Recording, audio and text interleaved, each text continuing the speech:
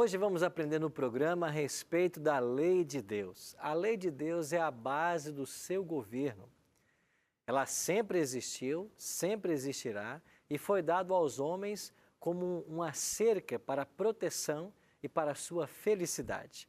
O Bíblia Fácil está começando. Pegue sua Bíblia e vamos aprender hoje sobre a lei de Deus.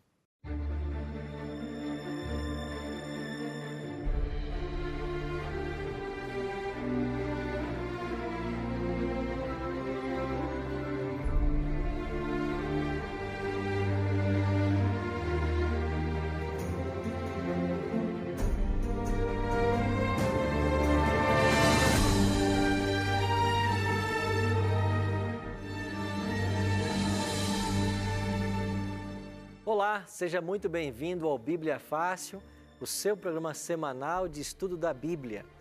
A cada semana nós temos nos debruçado sobre a Palavra de Deus e aprendido os temas que são tão especiais e tão relevantes para os dias atuais. Hoje vamos aprender um pouquinho mais sobre a lei de Deus, sua origem, seu propósito, e você é muito bem-vindo a esse programa. Caso tenha interesse em ter por escrito todos os temas que estamos abordando aqui no programa, nós temos um guia para te oferecer. Esse é um presente da Novo Tempo. Você pode solicitar esse presente através do telefone, lembrando sempre que em horário comercial, 0 operadora 12 21 27 3121. Se você quiser agora, você pode pedir também através da internet. Nosso endereço na internet é novotempo.com/bibliafácil. Você vai ver lá essa imagem, clica nela, preenche um formulário com os seus dados postais e nós vamos enviar para a sua casa através dos correios. Temos ainda uma outra ferramenta de apoio. Você pode pedir esse estudo através do WhatsApp. Anota aí o nosso número, 12981001615. Mas ao mandar a sua mensagem, não se esqueça de dar para nós também seu nome completo, e-mail se você tiver, CPF, e todos os seus dados postais, pois precisaremos fazer um cadastro aqui na Escola Bíblica e em seguida mandar esse material para você. Num prazo de 15 a 20 dias, vai estar aí na sua casa. No final desse guia, você vai encontrar um questionário com perguntas. Se você responder essas perguntas e devolver para Novo Tempo, nós vamos enviar para a sua casa, para aqueles que acertarem mais de 70% das questões, um DVD. Um DVD que foi gravado em Israel com essa mesma temática do nosso guia de estudo. E lembrando que nós estamos também com essa mesma temática em nossas igrejas no domingo à noite. Então você está sendo convidado para visitar uma igreja adventista bem perto da sua casa. Caso você não saiba o endereço, nós temos um site para te ajudar. encontreumaigreja.com.br. Estamos aqui prontos para começarmos mais uma semana de gravações. E agora vamos estudar sobre um tema que é muito especial, o que Jesus ensinou sobre a lei. Vamos compreender um pouquinho mais sobre esse tema. Antes, porém, eu queria convidar você em casa e todos que estão aqui no estúdio para nós orarmos, pedindo a bênção de Deus para o estudo.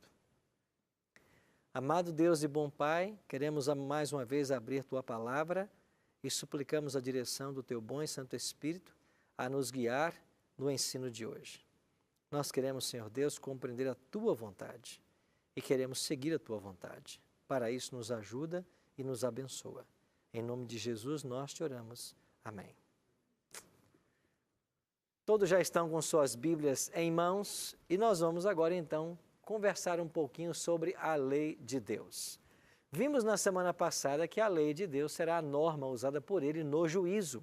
Estão lembrados disso? A lei de Deus será a norma do juízo. Quando alguém for para ser julgado, a pessoa será julgada com base na lei de Deus. Nós aprendemos também pela Bíblia que a lei de Deus é a base do seu governo. No céu, tudo tem lei, tudo funciona com decência, com ordem, nada funciona de forma desordenada. E a lei de Deus é a base do governo, a base da sua relação para com o ser humano. Agora, hoje vamos aprender sobre o que Cristo ensinou sobre a lei de Deus. E nós vamos começar com Mateus capítulo 5, versos 17 e 18. Abra sua Bíblia em Mateus capítulo 5, versos 17 e 18. Página 635. Aqueles que estão com a Bíblia que estamos usando aqui no nosso estúdio, página 635. Você em casa, talvez a página você não confira, mas vamos para o Evangelho de Mateus, capítulo 5, versos 17 e 18. Assim nós lemos palavras do próprio Cristo, verso 17. Não penseis que vim revogar a lei ou os profetas. Não vim para revogar, vim para cumprir. Verso 18. Porque em verdade vos digo, até que o céu e a terra passem, nenhum i ou um tio jamais passará da lei, até que tudo se cumpra. Jesus foi enfático aqui em Mateus ao declarar, não penseis que vim mudar ou revogar a lei ou os profetas. Jesus não veio mudar a lei. Alguns ensinam que a lei de Deus pode ser mudada e que até homens teriam autoridade para mudar essa lei. Mas isso é impossível. A lei que Deus estabeleceu, ela é tão eterna quanto Ele mesmo. Jesus disse claramente que Ele não veio abolir, mudar, abrogar, cancelar. Ele veio cumprir. É claro que Ele veio cumprir, porque se Ele não tivesse cumprido a lei, Ele teria sido um desobediente. E se Ele tivesse desobedecido à lei, Ele precisaria de um Salvador, assim como nós precisamos por sermos pecadores. Então vamos entender um pouquinho mais sobre a história da lei. Em João 15:10, Jesus declara que Ele guardava os mandamentos do Pai. E Ele também faz aqui um outro ensino. Ele declarou assim, se guardardes os meus mandamentos, permanecereis no meu amor, assim como também eu tenho guardado os mandamentos de meu Pai e no seu amor permaneço. Então Jesus declarou que Ele guarda os mandamentos do Pai. Não foi isso que Ele disse em Mateus 5,17? Eu não vim revogar, eu vim cumprir. O que é esse cumprir? É no sentido de observar, guardar, o que é confirmado pela sua fala em João 15, verso 10. Um outro detalhe, Cristo era um profundo conhecedor da lei. Desde a sua infância, já com 12 anos de idade, ele discutia com os líderes religiosos no templo a respeito da lei. Ele conhecia profundamente o Antigo Testamento. E os doutores da lei se maravilharam de que uma criança com apenas 12 anos pudesse ter o grau de conhecimento que ele tinha. Quando Jesus começou o seu ministério, ele foi para o deserto ser tentado. E nas 3 vezes que o diabo se aproximou para tentá-lo, qual foi a resposta de Cristo? Está escrito. Sempre foi assim. Está escrito, nem só de pão viverá o homem. Está escrito, não tentarás ao Senhor teu Deus. Ou seja, ele respondeu cada tentação com um está escrito, com uma citação da palavra de Deus. Por quê? Porque ele conhecia profundamente a Bíblia. Sim, minha amiga? Então, pastor, todo o tempo que Jesus falava que assim, está escrito, ele se referia ao Antigo Testamento? Exatamente. Cada expressão de Jesus está escrito, ele vai fazer uma referência ao Antigo Testamento. Porque tem religiões, né, que fala que ele veio que aboliu, que não precisa mais, né, que essa lei foi abolida, né? Mas aí eu entendia como que foi abolido, se ele tinha que ensinar um livro que ele já tinha antes, né? Que no caso, como ele falava que está escrito, é porque era o Antigo Testamento. Você se lembra que nós lemos aqui, nas primeiras semanas, um texto de Paulo a Timóteo, né? Na segunda carta de Timóteo, capítulo 3, verso 16, Paulo diz assim, toda a Escritura é inspirada por Deus, toda a Escritura, e útil para ensino, repreensão, correção e educação na justiça. Então, toda a Escritura é inspirada por Deus. Nada na Bíblia foi apagado, cancelado ou mudado por Jesus Cristo. Então, todo o Velho e o Novo Testamento, toda a Bíblia, tem valor eterno para todos nós. Certo? De fato, Isaías disse isso, né, lá no capítulo 40. Seca-se a erva, cai a sua flor, mas a palavra do nosso Deus permanece eternamente. Certo? Jean? Pastor Arilton, assim, a lei, quando se está falando da lei, se fala da lei do livro de Levíticos ou a lei só os 10 mandamentos? Haverá momentos que a expressão mandamentos vai se referir à lei dos 10 mandamentos ou vai se referir a todas as ordenanças? Há momentos que a expressão lei é uma referência à Torá, os escritos de Moisés, e há momentos que a lei é uma expressão referente ao Decálogo. Por exemplo, nós lemos um texto, e está aqui em Tiago, capítulo 2, verso 10, 11 e 12, que diz lá, citando 2 mandamentos, né? Não matar e não adulterar. E depois chama isso de lei da liberdade, né? Lei perfeita, no capítulo 1, verso 25, Tiago vai chamar assim. Então, a lei de Deus é a lei do Decálogo. E às vezes, quando a palavra lei vem acompanhada de profetas, a ideia é a Torá, os livros de Moisés e os demais profetas. Certo? Nós vamos ver aqui um texto hoje que nos ajuda a entender mais a respeito dessa lei. Como a lei de Deus chegou à humanidade de forma escrita.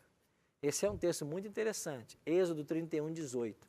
Vamos lá para o segundo livro da Bíblia. Êxodo, capítulo 31, verso 18. Página 64. Bem no início da Bíblia, página 64. Êxodo 31, olha para o verso 18. Olha o que diz o texto.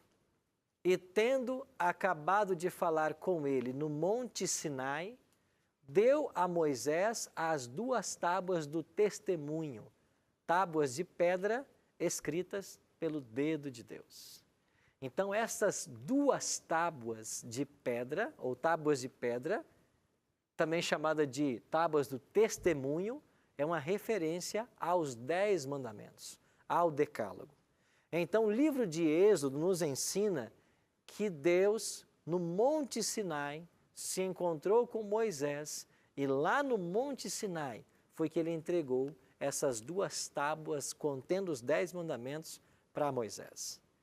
Isso aqui é uma foto que nós tiramos recentemente do Monte Sinai. Essa é a Península do Sinai e foi nesse monte que Deus escolheu para entregar a lei a Moisés. A lei de Deus foi escrita, segundo a Bíblia, pelo próprio dedo de Deus. Você vai ter, de fato, apenas 2 momentos na Bíblia onde o próprio Deus escreve. É quando ele escreve a sua lei e depois quando Cristo escreve na areia diante daquela mulher pecadora em João capítulo 8. Até alguém fez uma comparação, dizendo que quando Deus escreve sua lei a respeito dele, ele escreve na pedra, mas quando escreve os nossos pecados, ele escreve na areia. A pedra se conserva, a areia logo se apaga. Mas a lei de Deus é um documento em pedra que Deus escreveu com o seu próprio dedo. Essa lei de Deus, posteriormente, foi parar dentro da Arca da Aliança. Lembram vocês? Moisés construiu o santuário, lá tínhamos uma arca de madeira de acácia, revestida de ouro, e dentro da arca foram colocadas as 2 tábuas da lei. Essa Arca da Aliança, contendo a lei de Deus, ela acompanhou o povo de Israel por muitos anos, até que Nabucodonosor invadiu a cidade de Jerusalém. E antes que Nabucodonosor chegasse, os judeus esconderam a Arca da Aliança. E nunca mais a arca foi encontrada. Então a arca, construída no tempo de Moisés e contendo os 10 mandamentos que Moisés recebeu de Deus, elas foram escondidas e se perderam. Nunca mais foram achadas. Mas a lei de Deus foi então lida para o povo, foi transcrita na palavra, na Bíblia, e hoje nós temos acesso a toda essa informação. Então, a lei de Deus é fruto do seu próprio dedo, foi ele mesmo quem escreveu. O que Jesus ensinou sobre a obediência a esses mandamentos? Vamos ler 2 textos. João 14, 15. Se me amais, guardareis os meus mandamentos. E no verso 21, aquele que tem os meus mandamentos e os guarda, esse é o que me ama. Aquele que me ama será amado por meu Pai. E eu também o amarei e me manifestarei a ele. Jesus é muito claro em dizer que a nossa obediência à lei, ela tem que ser fruto de um relacionamento. Se me amais, guardareis os meus mandamentos. Nós guardamos a lei não para ser salvo, mas a gente deve guardar a lei como uma expressão do nosso amor a Jesus Cristo e da salvação que Ele operou em nossa vida. Aqui está um detalhe que nós temos que aprender e muito bem. A lei não tem o poder de salvar. Você não pode ser salvo pela observância da lei. Você é salvo pela graça de Cristo.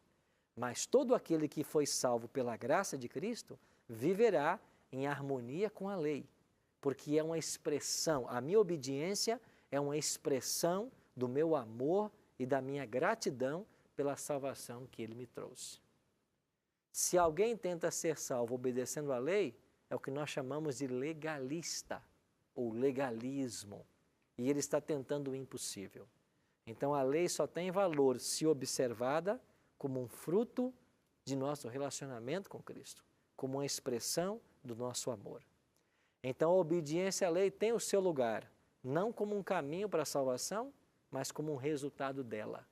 Daí nós podemos concluir que só consegue observar a lei quem já foi salvo. Quem foi salvo pela graça de Cristo consegue observar. Quem não foi salvo não consegue. E quem tentar guardar desassociado de Cristo vai tentar o impossível. Um outro detalhe a respeito da lei que nós precisamos hoje entender. Se a lei de Deus não foi abolida, como alguns pretendem, qual é a função da lei? Deus deu uma função para essa lei. E o apóstolo Paulo nos ajuda. Primeiro em Gálatas 3, 24. De maneira que a lei nos serviu de aio para nos conduzir a Cristo, a fim de que fôssemos justificados por fé. Eu sou justificado pela fé. É Cristo quem me justifica. Mas quem me leva a Cristo? A lei. Por isso Paulo está dizendo, a lei nos serviu de aio. Essa expressão aio não é muito comum para nós hoje, mas aio era um título que era dado ao servo da casa responsável por pegar as crianças pequenas e levá-las para o ensino na sinagoga. Então, quem era o aio dos tempos bíblicos? Era um servo que pegava as crianças e levava na sinagoga para aprender as leis. Ele era um condutor. Agora Paulo vem e diz, a lei, ela nos serve de aio, para nos conduzir a Cristo. E quando a lei te leva a Cristo, é Ele quem te justifica, e não a lei. Mas como que a lei te leva a Cristo? Apontando a sua necessidade dele, apontando que você está em pecado. Então a pessoa que está matando, roubando, adulterando, que vive em pecado, a lei declara para ele, você está em pecado e você precisa de Cristo. Só Ele pode justificar você. Então essa é a função da lei. Olha o que Paulo diz. Visto que ninguém será justificado diante dele por obras da lei. Romanos 3:20. Em razão de que pela lei vem o pleno conhecimento de quê? Do pecado. Aí Paulo continua o raciocínio. Eu não teria conhecido o pecado senão pela lei. Eu não saberia que a cobiça era pecado se a lei não dissesse, não cobiçarás. Então, qual é a função da lei? Revelar o que é pecado e nos levar a Cristo que pode nos justificar. Por isso a lei serviu de aio, diz o apóstolo Paulo. Então, sem a lei, nós não saberíamos o que é pecado. E, de fato, a Bíblia define pecado como sendo o quê?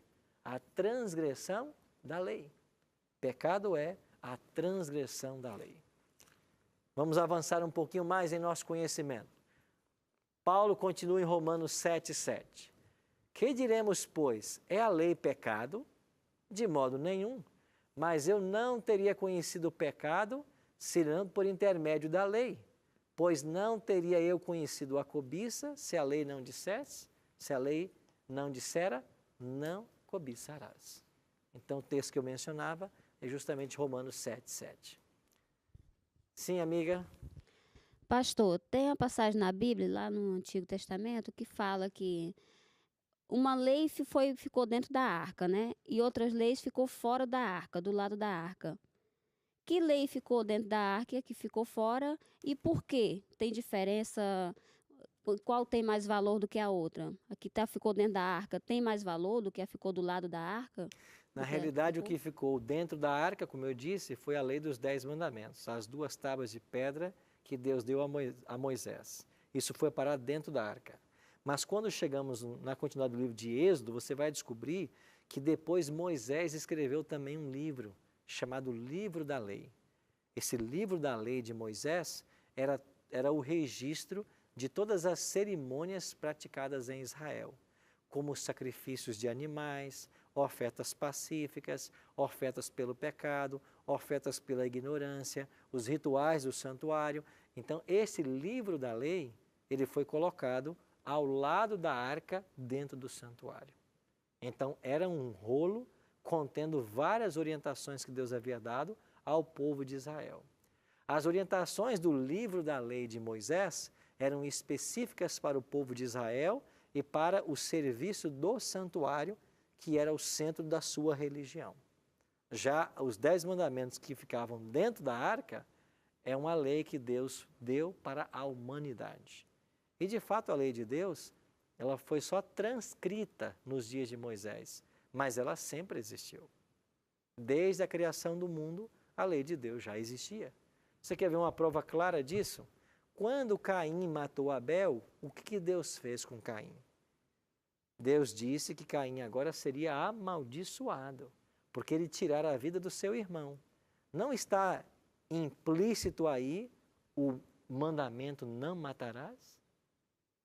Está claro isso. Aí está o mandamento. Você não pode tirar a vida de ninguém. Se você olhar para Gênesis 2, diz lá nos versos 1 a 3, que Deus criou o mundo em 6 dias e descansou no 7º. Não está aí o 4º mandamento da lei, que ordena a observância do sábado? Se você for um pouquinho mais à frente no Gênesis, você vai encontrar Abraão mentindo a respeito da esposa dele, dizendo ser irmã. E quando o rei então vinha para possuir a esposa, Deus disse que se ele fizesse isso, ele seria amaldiçoado, porque aquela mulher era a esposa de Abraão. Não está claro aí o mandamento, não adulterarás? Então você encontra no Gênesis uma referência aos mandamentos antes que a lei fosse transcrita lá no Êxodo. Por quê? Lá ela só foi colocada de forma impressa. Mas esta lei era conhecida por Moisés, Abraão, Isaac, Jacó e tantos outros. Certo?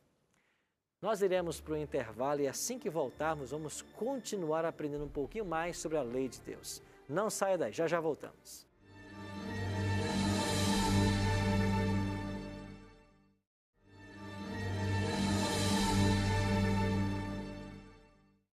Estamos de volta com o programa Bíblia Fácil, hoje aprendendo sobre a lei de Deus. Temos um guia de estudo que é um presente da Novo Tempo para você. Se você quiser solicitar, você vai ver agora aí na sua tela os meios, as formas pelas quais você pode solicitar. Você inclusive tem agora o número de WhatsApp que você pode pedir também para nós, o número é 12 98100 1615, mas quando mandar uma mensagem solicitando, já dê para nós os seus dados postais, nome, CPF e e-mail se você tiver, para facilitar o seu cadastro aqui na Escola Bíblica. Eu aproveito para convidar você para fazer uma visita a uma de nossas igrejas. Aos domingos à noite estamos estudando o mesmo tema que aqui no Bíblia Fácil a gente aborda. Se você quiser encontrar uma igreja perto da sua casa, acesse o site encontroumagreja.com.br. Você vai ser muito bem recebido. Terminamos o primeiro bloco falando a respeito da lei que foi dada por Deus a Moisés no Monte Sinai. Jesus não veio alterar essa lei, mas cumprir. É um sinal de nosso amor a Ele. E Leônidas tinha uma pergunta. Pastor Arilton, Jesus mesmo nos disse que Ele veio para cumprir as leis dos profetas. Hoje nós temos correntes teológicas, alguns teólogos, alguns pastores, que ensinam sobre a abolição da lei por ocasião da chegada de Jesus na terra quando ele nasceu. A minha pergunta é a seguinte: eles colocaram num pacote só todas as leis ou realmente existiu algumas leis que hoje estão abolidas de alguma forma? Ok. Muito boa a sua pergunta, Leônidas. Quando Jesus disse assim que ele veio cumprir a lei, algumas correntes teológicas dizem que porque ele cumpriu, eu não preciso mais cumprir. Algumas dizem isso claramente. Mas veja, a incongruência de tal afirmação. Porque Jesus guardou, eu não preciso mais guardar. Se Ele é o meu exemplo, se Ele guardou, é aí que eu devo guardar. Aqueles que dizem que Jesus guardou e eu não preciso mais guardar, aí eu faço a seguinte pergunta. Tudo bem, Jesus guardou a lei e você não precisa mais guardar. Jesus nunca matou. Você pode matar? Jesus nunca adulterou. Você pode adulterar? Jesus nunca roubou. Você pode roubar? E a resposta certamente vai ser não. Então, não entendi. O que Jesus, então, cumpriu que você não tem que cumprir? Então, a expressão que Jesus cumpriu a lei é no sentido dele obedecer, como nós lemos depois em João, capítulo 15. Jesus cumpriu no sentido de ter observado. Agora, a sua segunda pergunta. Há algum tipo de lei que não tem uma sequência para a igreja do Novo Testamento? Há. E quais leis não precisam ser observadas a partir de Cristo? A lei cerimonial. Por que a lei cerimonial? Porque todas as cerimônias em Israel, a morte dos animais, os sacrifícios de manhã e à tarde, todas as ofertas, todas as festas, que eram 7, todas elas apontavam para Jesus Cristo. Aquilo era para os israelitas o evangelho em símbolos. E Deus deu aquilo para colocar na mente deles que um dia o Messias viria a morrer no lugar deles. Assim como o animal inocente que eles pegavam do rebanho deles e levavam até o santuário para sacrificar, e quem matava o animal era o próprio pecador, assim como esse animal inocente não merecia a morte, mas ele matava, esse animal apontava para o Messias, que sem nunca pecar, morreria no lugar dele. Este era o evangelho do Antigo Testamento. Quando veio Cristo e morre na cruz, o evangelho de Mateus diz que o véu que separava o Santo do Santíssimo no santuário rasgou-se de alto a baixo. E o rasgar desse véu, na hora da morte de Cristo, de acordo com Mateus, é para simbolizar que aquele santuário perdera na morte de Cristo o seu efeito, a sua validade. O verdadeiro Cordeiro de Deus foi imolado, agora eu não preciso mais sacrificar animais. E quando você vai para Hebreus, o autor de Hebreus, no capítulo 7, capítulo 8 e 9, ele vai dizer claramente isso. Se o sangue de bodes, touros e bezerros podia purificar quanto ao pecado, quanto mais agora o perfeito sangue de Cristo. É o livro de Hebreus que ajuda a igreja do Novo Testamento a fazer a transição do santuário terrestre para o santuário celestial, onde Cristo ministra em nosso favor. Então, pós-morte de Cristo, nós não temos que sacrificar nenhum animal para perdão de pecados, porque o Cordeiro de Deus, como de acordo com João Batista, em João 1:29, ele já foi imolado por todos nós. Então, com isso, nós podemos afirmar que não é toda a lei que foi abolida, mas algumas somente dela. E eu até teria cuidado ainda com a palavra abolido. Eu prefiro usar que a lei cerimonial, ela teve o seu cumprimento. Ela apontava para o Messias, ela cumpriu o seu propósito. Ela não foi abolida, ela cumpriu o seu propósito. Ela não tinha propósito de passar pós a cruz. E ela não passou. Então ela cumpriu o seu propósito. Por isso, nós não devemos praticar mais a lei cerimonial. Então você está correto em afirmar que há certas leis que apontavam para Jesus e cumpriram-se, e hoje eu não tenho que sacrificar animal. Mas há a lei que é eterna, como a lei de Deus, e que ela vai perpetuar para todo sempre, mesmo após a morte de Cristo. Quando nós observamos lá os 10 mandamentos, nós aprendemos que os 4 primeiros mandamentos é uma relação do homem para com Deus. E os outros 6 demais é do homem para com o seu próximo. E nós podemos observar que o 4º mandamento, ele não é guardado nos dias atuais. E estudando, nós temos a oportunidade de aprender que essa mudança ocorreu em um concílio. Você poderia explicar melhor para mim, para os demais colegas aqui, para o telespectador que está em casa? Claro. O 4º mandamento da lei de Deus, que requer a observância do 7º dia do sábado, foi pregado em todos os tempos. A lei de Deus foi dada em Moisés, mas se você for para Gênesis, assim que Adão foi criado, Deus já disse: você vai descansar no sétimo. Eu trabalhei 6 e descansei no sétimo. E Adão tinha conhecimento dessa observância. Depois foi transcrito para uma lei e ficou como o 4º mandamento. O povo de Israel sempre observou o sábado. Isso pode ser visto no livro de Gênesis, Êxodo, Esdras, Salmos, Daniel e outros mais. Sempre a lei de Deus foi observada e o sábado guardado. Quando nós tivemos os dias de Cristo, Jesus também guardava o sábado. Isso pode ser visto em Lucas 4,16, 4,31. O apóstolo Paulo, que se converte depois da morte de Cristo 3 anos, continuava guardando o sábado.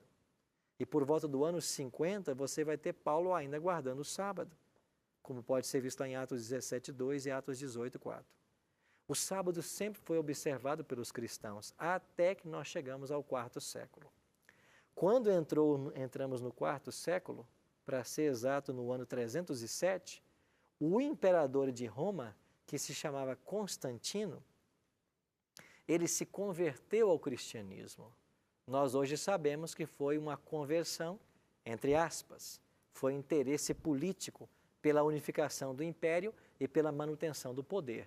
Mas quando Constantino se torna cristão, ele é o responsável por baixar o primeiro decreto dominical da história, que foi publicado no dia 7 de março do ano 321. Então, em 321, saiu um decreto onde as pessoas deveriam observar agora o dia em homenagem ao sol, que é o primeiro dia da semana. Em inglês até ficou Sunday, dia do sol. Então, até o início do 4º século, os cristãos observavam o sábado. Mas a partir desse decreto, lentamente, o cristianismo foi se movendo na direção do primeiro dia da semana e foi aos poucos abandonando o 4º mandamento. Decretos em cima de decretos foram exaltando o primeiro dia da semana e minimizando a importância do sábado. E quem sabe, o decreto eclesiástico mais importante que nós temos a esse respeito tenha sido uma publicação de João Paulo II no ano de 1998, quando o Papa declarou em 1998 que nós devemos santificar o domingo por causa da ressurreição de Cristo e que o sábado da lei, o 7º dia, foi substituído pelo 8º, que passa a ser agora o dia mais importante por causa da ressurreição de Cristo. Hoje nós temos observado, quando nós encontramos com as pessoas que defendem essa tese dessa mudança, eles usarem como desculpa e citarem como exemplo várias profissões, né? No caso do motorista de ônibus, outros trabalhadores, o pessoal da área de saúde, porque eles não guardam sábado, trabalham no sábado. Você poderia explicar um pouco melhor sobre isso? Haverá, é claro, profissões onde não será fácil a isenção do sábado, o descanso no sábado e o não trabalho. Se eu exerço uma profissão que me impossibilita a obediência a esse mandamento, eu devo buscar uma outra profissão. Por quê? Porque nós não vivemos num mundo igual e honesto. No mundo ideal criado por Deus, todos repousariam no 7º dia da semana. Não haveria dependência de nenhum tipo de trabalho. Mas o mundo que nós vemos hoje não é o mundo ideal. E pode ser que o meu trabalho exija de mim a presença no sábado. Se eu não consigo a liberação desse dia, eu devo buscar um outro emprego. Mas como? Alguém pode perguntar. Pastor, como que nós vamos sobreviver se no meu emprego exige que eu trabalhe no sábado? Pois bem, no mês de dezembro do ano passado, a Igreja Adventista virou a casa de 20 milhões de membros no mundo. Nós temos no mundo hoje 20 milhões de pessoas que são adventistas e nenhuma trabalha no sábado.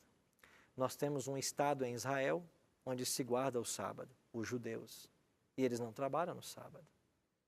Então, é possível ser fiel a Deus e observar. Então, alguns terão mais dificuldade, outros menos dificuldade, mas a dificuldade que eu tenho não pode ser um empecilho para me deixar de observar o mandamento. Na semana que vem, nós vamos ler onde estudar uma profecia que fala justamente sobre a mudança do sábado para o domingo, lá em Daniel. Esse será o tema da semana que vem. Essa mudança que foi feita na lei de Deus. Jean. Pastor, a respeito da pena de morte, né? Muitos defendem que é contra ou que é a favor. E a lei de Levíticos falava a respeito da pena de morte, né? Sim. Se eu matasse alguém, a família poderia me matar. Isso também foi cumprido já, não existe mais. Aspectos que foram aplicados ao contexto em que vivia o povo de Israel. E por falar nesse contexto, a gente nunca pode se esquecer de que o povo de Israel é um povo que se organizou a partir de quatro séculos de escravidão. Eles passaram 4 séculos no Egito como escravos. E quando eles saíram do Egito em direção à terra de Canaã, eles eram todos escravos e só conheciam a linguagem de escravos. É por isso que você vai ter severas leis limitando a ação do homem, punindo a ação contra o roubo, contra o adultério, contra o estupro, inclusive penas capitais. Então, foram leis dadas para um momento específico, para uma nação que havia saído de 4 séculos de escravidão. Certo? Vamos concluir o estudo de hoje analisando algum aspecto mais. A lei de Deus, ela é como um espelho. Ela não perdoa o seu pecado, assim como o espelho não limpa a sujeira do seu rosto. Ele só pode mostrar que está sujo. Agora você vai precisar de água para se limpar. O espelho faz isso e a lei tem essa função. Qual é a função da lei? Mostrar que você está em pecado. E ela te apresenta a Cristo, te conduz a Cristo, que pode de fato nos perdoar. Jesus pagou o preço da nossa transgressão. O que é a transgressão? É o quebrar a lei. Por que Jesus veio morrer no nosso lugar? Porque nós quebramos a lei. Então, como pode hoje alguém afirmar que a lei de Deus foi abolida, que eu não preciso mais dela, se para o pecado ser expiado, precisou da morte do próprio Filho de Deus? Jesus só morreu porque a lei de Deus não poderia ser mudada. E como o pecado exigia a morte, Cristo veio morrer em nosso lugar para que nós pudéssemos ter vida eterna. Então, a lei de Deus, ela tem a sua validade hoje. E nós vamos ver em Tiago 2, 10 a 12, como vimos já semana passada, que a lei de Deus será a norma do juízo. E no versículo 10 diz: qualquer que guardar toda a lei, mas tropeçar em um só ponto, se torna culpado de quantos? De todos. Então eu gosto de comparar a lei de Deus com uma corrente. Você, para quebrar uma corrente, quantos elos você precisa romper? Apenas um já é suficiente para quebrar a corrente. A lei de Deus é como uma corrente de 10 elos. Se você quebrou um deles, você quebrou toda a lei. É o que Tiago 2,10 está dizendo. Isso nos mostra que há um equilíbrio entre os mandamentos. E puxando uma fala de Leônidas aqui, quando os 4 primeiros mandamentos se referem ao seu contato com Deus e os 6, você e o próximo, Jesus pega isso e diz assim: novo mandamento eu vos dou, que vós ameis a Deus sobre todas as coisas e ao próximo como a si mesmo. O que Jesus estava fazendo? Ele estava abolindo os 10 mandamentos? Não. Ele estava simplesmente dizendo que se você ama a Deus, você guarda os 4 primeiros. Se você ama o próximo, você guarda os outros 6. Porque assim a lei estava dividida em nosso trato com Deus e em nosso trato com o próximo. Um outro detalhe que precisamos ver. A salvação humana depende da lei? Claro que não. Olha o que Paulo escreveu. Porque pela graça sois salvos mediante o quê? A fé. E isso não vem de vós, é o quê? É um dom de Deus, não de obras, para que ninguém o quê? Se glorie. A lei não tem poder de salvar. E eu volto a afirmar o que afirmei no início. Nós não guardamos a lei para ser salvos. Quem tenta isso está tentando o impossível. Nós guardamos a lei porque nós fomos salvos. Esse é o grande detalhe. É uma relação de amor para com Deus. Um outro detalhe que precisamos ver. Se a lei pudesse ser mudada, Cristo não precisaria ter morrido na cruz do Calvário. Ele só morreu porque a lei não pode ser mudada. E como a lei exigia a morte do pecador, Deus tinha apenas 3 opções quando o homem pecou. Quando Adão pecou, Deus tinha 3 opções. Primeira opção, eu vou mudar a lei que eu estabeleci, que proibia comer do fruto. Se eu mudar a lei, o ato criminoso que ele cometeu deixará de ser crime. Essa era a primeira opção que Deus tinha. Mas Deus não poderia fazer isso, porque as leis que Deus estabelece são perfeitas. E o homem já havia desobedecido. Segundo, Deus poderia ter permitido que Adão morresse como consequência do seu erro. E Deus não seria injusto nesse aspecto, porque ele havia advertido: se você come, você morre. Se Deus deixasse que Adão morresse, Deus não seria injusto nisso, porque ele já havia advertido. Mas Deus não deixou que Adão morresse. O que Deus fez? Proveu um substituto para morrer no lugar de Adão.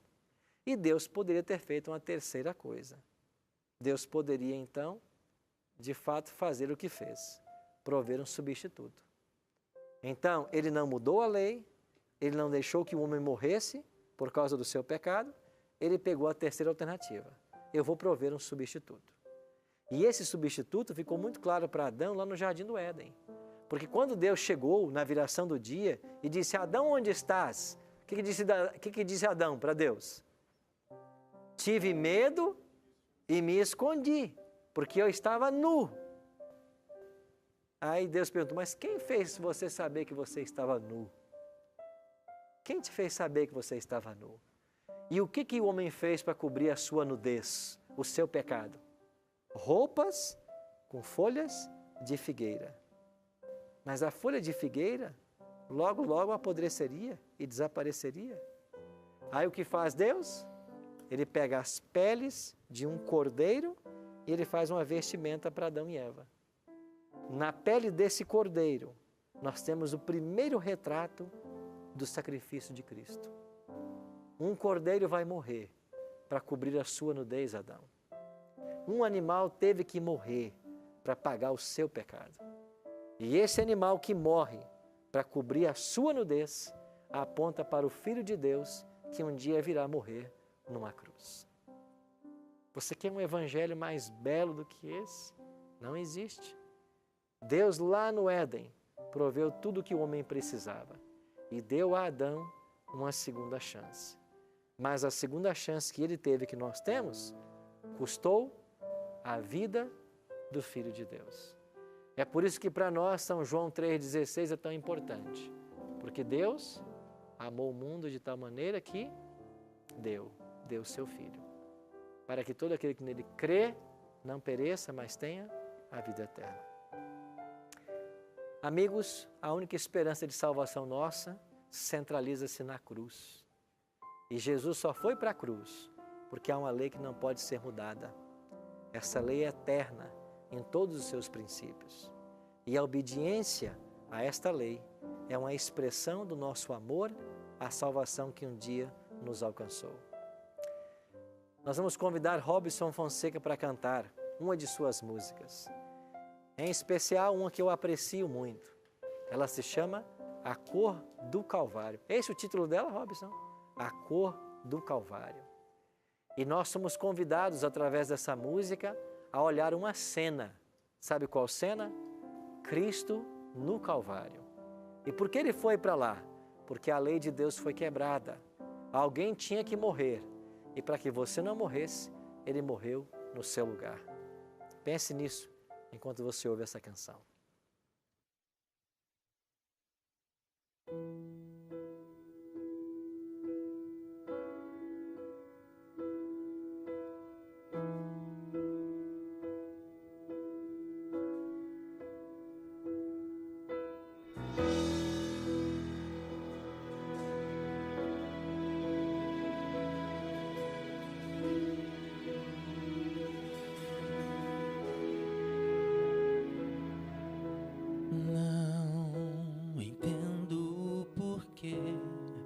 De tamanha humilhação, porque põe em seus ombros essa cruz.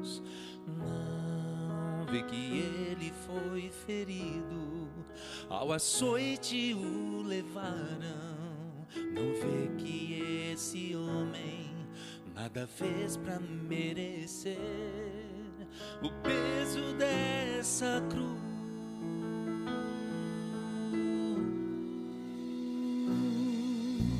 Vê o seu corpo ensanguentado, quase inerte, segue a sina, levado sob vil acusação. Vê esta multidão, ama sua morte. Não entendo porque ele precisa suportar a tua estranha indiferença.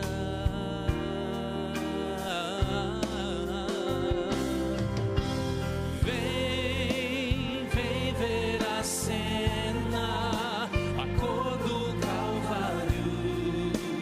Vem ver amor que teu Cristo suportou, sem nada te pedir.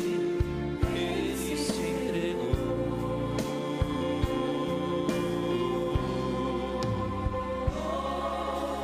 Não vejo aqueles que o seguiam junto à multidão. Será que eles o abandonarão? Em seus ombros cansados carrega toda a culpa. Nunca vi tão grande amor nos olhos de outro alguém. Pouco a pouco começo a entender.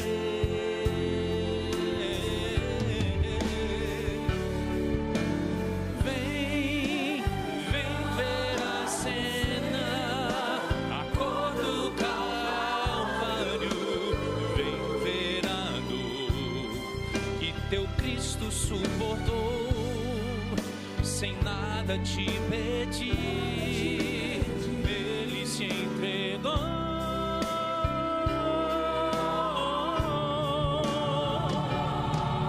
Chegando ao monte do Calvário, contemplei a cena, jamais eu irei esquecer.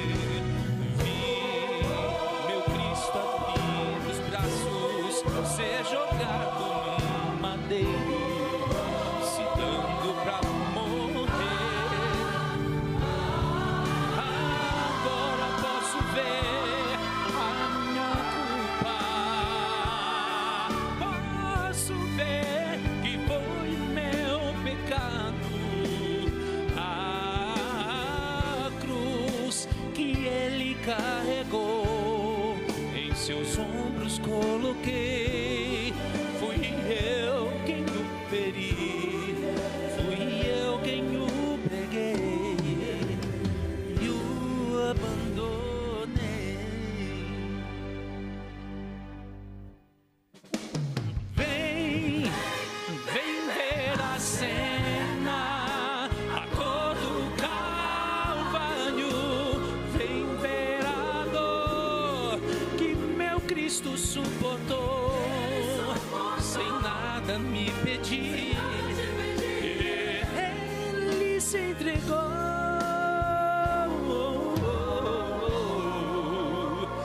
Eu fui o culpado.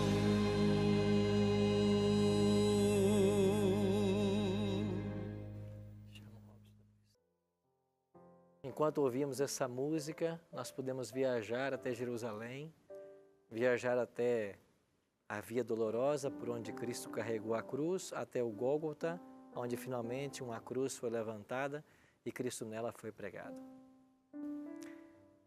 Alguns meses atrás eu pude fazer esse trajeto. Eu pude sair dos muros de Jerusalém e me aproximar do local onde Cristo teria sido crucificado. Aquelas 3 cruzes que se ergueram no Calvário, elas são simbólicas. À direita, numa cruz, morria um ladrão que na última hora se arrependeu. Ali estava alguém morrendo para o pecado. À esquerda, havia uma outra cruz de um ladrão que não se rendeu à graça de Cristo. Ali está o símbolo de alguém que morre no pecado.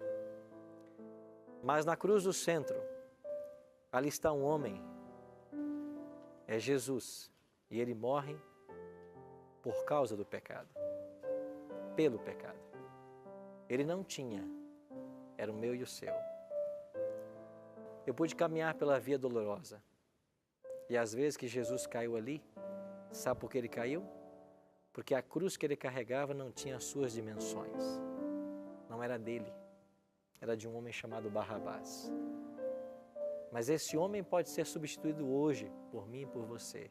Era a nossa cruz. Nós somos pecadores. Nós merecíamos estar lá, mas ele assumiu o nosso lugar. Se a história do homem do Calvário não mexer com o nosso coração, nada mais mexerá. Se a história de um homem que entrega a sua vida por um desconhecido e por inimigos não mudar o nosso cristianismo, nada mais o fará. E o que acontece hoje justamente é isso. São cristãos vagos porque você tem um cristianismo sem Jesus. São pessoas que se relacionam com a igreja, com a instituição, mas nada conhecem de Jesus. O autêntico cristianismo nos aponta para uma sexta-feira, onde às 9 da manhã o Filho de Deus foi crucificado e às 3 da tarde ele expirou e morreu. Ele morreu a segunda morte. Ele morreu a nossa morte, a que nós merecemos por termos pecado. Alguém escreveu que Cristo foi tratado como nós merecíamos para que nós pudéssemos receber o tratamento que ele tinha direito. Ele foi condenado pelos nossos pecados, nos quais não tinha participação, para que nós fôssemos justificados pela sua justiça, da qual nós não tínhamos parte. Ele sofreu a morte que nos cabia, para que recebêssemos a vida que a ele pertencia. Pelas suas pisaduras, nós fomos sarados. Quem é Cristo para você? Luiz. Quem é Cristo para você? Leônidas, quem é Jesus para você? Temos que sair desse invólucro de religião e passar, pastor Jean, a entender que Jesus, ele é o nosso Salvador. Ele morreu no nosso lugar. Eu devo tudo a ele. E o mínimo que eu posso fazer é gastar tempo hoje com esse livro para entender o que é certo, o que é errado e praticar o que é certo. Mas sabe o que é mais maravilhoso nessa história? É que mesmo tendo sofrido tudo o que ele sofreu, ele ainda diz assim, você escolhe. Você escolhe. Você quer? Você não quer? Se você quiser, você vem, vai comer do bom e do melhor, vou te dar a vida eterna. Mas se você não quiser, eu respeito isso. Esse é Deus. Nunca força. É o diabo quem tenta forçar e persuadir as pessoas. Deus não. Deus, ele convida, ele leva você ao raciocínio, ele apela para que você use as faculdades mentais que ele te deu para raciocinar e escolher o que é certo. É assim que Deus é. Deus é amor, ele respeita. Respeita você. Se você quiser abrir o seu coração, ele vai entrar e vai fazer morada. Se você quiser fechar e nunca mais saber dele, ele vai te respeitar, porque ele é amor, ele respeita. Mas eu queria orar hoje, para que esse homem do Calvário entrasse em nossas vidas e fizesse a diferença. Feche seus olhos e ore comigo. Pai Santo, nós te louvamos por tão grande amor. Nós te louvamos porque um dia o Senhor se entregou e morreu a nossa morte. Obrigado, Senhor, porque hoje nós temos vida e vida em abundância. Nós queremos abrir-te o nosso coração e aceitar-te como nosso Salvador. Faça, Pai, morada, e quando o Senhor voltar em glória e majestade, não te esqueças de nenhum de nós. Leve-nos para morar contigo no lar eterno. Te oramos em nome de Jesus. Amém. Obrigado pela sua companhia no programa de hoje. A gente se encontra semana que vem. Até lá. Impactou o pecado, né? Que foi um dos primeiros temas.